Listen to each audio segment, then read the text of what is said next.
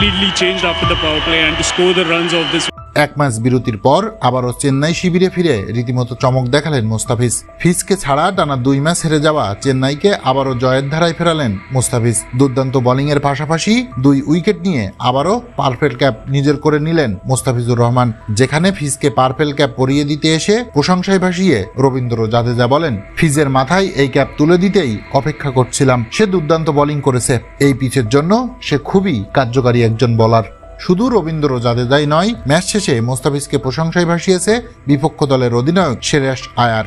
বলেন, আমরা দারুণ শুরু করলেও মুস্তাফিজই আমাদের লাগাম টেনে ধরেছে। পাওয়ার প্লেতে তার বিপক্ষে আমরা অসহায় ছিলাম। আসলেই ফিজের বিপক্ষে আজ দিশেহারা ছিল কলকাতা, যেখানে প্রথম 2 ওভারে মাত্র 12 রান দিয়ে উইকেট শূন্য থাকলেও শেষ ওভার করতে এসে 2 উইকেট তুলে নেন মুস্তাফিজ। এদিন আগে ব্যাট করতে নেমে মুস্তাফিজের এমন নিয়ন্ত্রিত বোলিংয়ে মাত্র 137 রানে থামে কলকাতা। সেই জবাবে ব্যাট করতে নেমে 7 উইকেটের বড় জয় পেয়েছে চেন্নাই। টানা 2 ম্যাচ হারের পর ফিজ চমকে আবারও জয়ের ধারায় ফিরল চেন্নাই সুপার কিংস।